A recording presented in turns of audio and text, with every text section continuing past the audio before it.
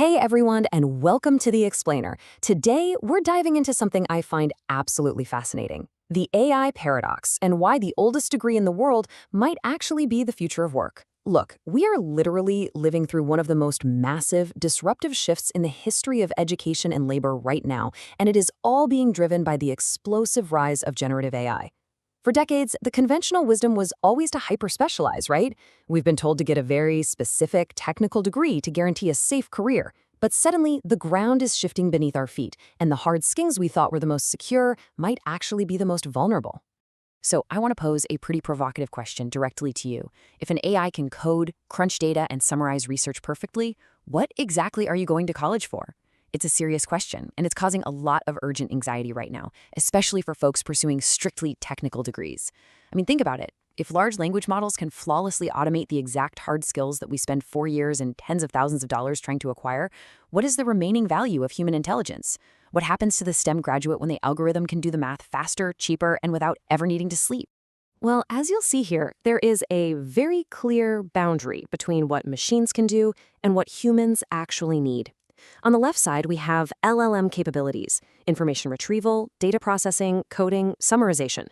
These are highly technical, routine, rules-based tasks, and AI does them flawlessly. But look at the right side. Human needs, ethical reasoning, judgment, navigating ambiguity, and collaborating to solve messy problems. AI fundamentally lacks these deeply human capacities. It doesn't understand context, it definitely doesn't possess a moral compass, and it certainly doesn't know how to weigh competing human values. In a world where technical tasks are automated, your value depends entirely on those uniquely human skills. All right, let's move into Section 1, the true liberal arts, ancient tech for modern minds. To survive this AI revolution, we might not actually need a newer technology. We might just need a 2,500-year-old educational paradigm. Consider the artis liberalis, which literally translates to the art suitable for a free person. And we need to explicitly debunk a massive modern misconception right out of the gate here. Liberal arts does not mean politically liberal. It just never did. In the classical and medieval world, this phrase meant the education required to cultivate intellectual independence, civic participation, and moral reasoning. It was the training a citizen needed to recognize manipulation, reason independently, and not just be obedient labor. The opposite of the liberal arts wasn't conservatism. The opposite was purely vocational training meant only for workers. So let's break down exactly how they achieved this.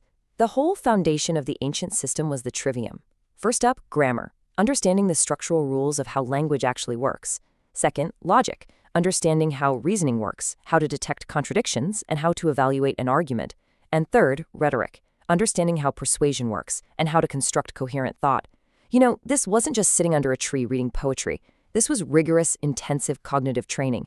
It was basically the original critical thinking, designed to make the human mind agile, resilient, and incredibly difficult to manipulate. Which brings us to Section 2, the Great Books, a civilization-wide conversation. Now, to train the mind using the trivium, you obviously need material to practice on. Charles William Eliot famously said, 5 feet of books could provide a good substitute for a liberal education.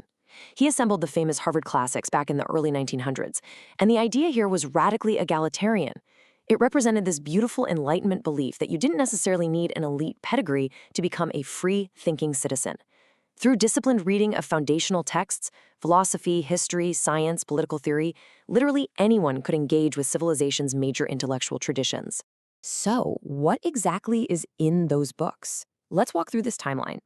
Back in antiquity, the 4th century BC, thinkers like Plato and Aristotle are exploring foundational concepts of truth, virtue, and the good life.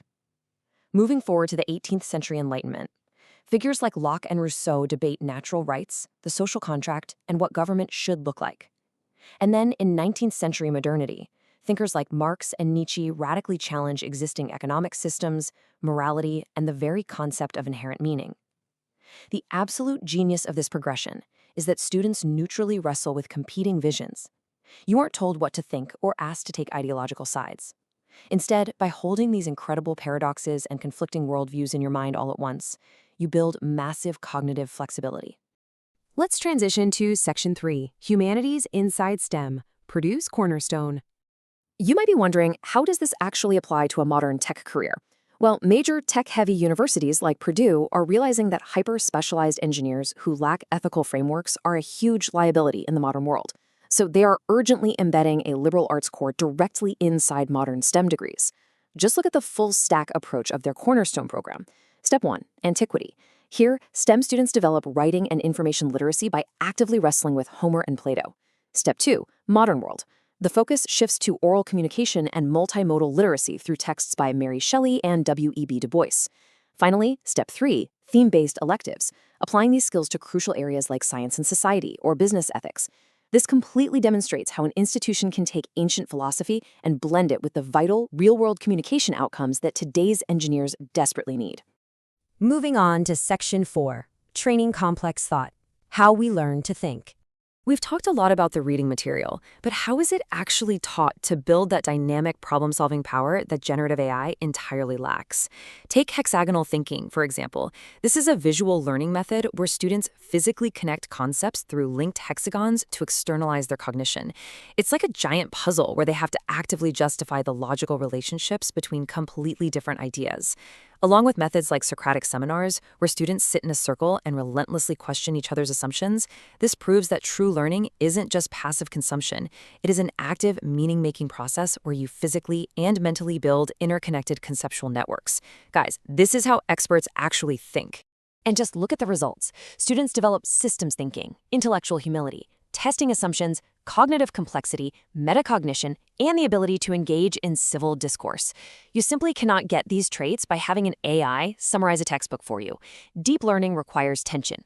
It requires facing disagreement in a room full of peers and navigating it with logic and respect. It builds the exact frameworks that turn a regular employee into a true problem solver and an unparalleled decision maker. Let's bring this all home in Section 5, The Human Edge, Discernment in the Algorithm Age. I want to connect this directly back to our modern technological crisis with this quote. The humanities were meant to act as a defense against intellectual passivity, not because they provided easy answers, but because they trained people to ask better questions. This is so incredibly vital today. The highest goal of this old degree is not just memorizing facts, it's about defending our minds against propaganda, tribalism, and algorithmic manipulation. When an AI can confidently feed you a completely fabricated reality, your only real defense is a mind trained to ask, wait, what are the hidden assumptions here? Because this is the true paradigm shift we are living through. AI retrieves information. Humans cultivate wisdom.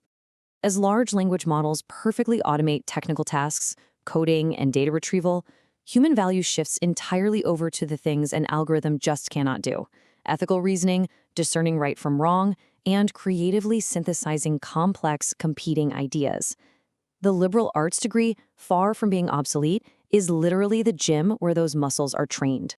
So I'll leave you with this final lingering thought. When information is infinite, when every fact, code snippet, and data point is available instantly and for free via AI, the crucial question becomes, can you think? Can you connect the dots, hold your own in a debate, and navigate the gray areas of life and work? Because in the age of AI, that intellectual independence is your ultimate asset. Thank you so much for joining me on this explainer, and I'll see you next time.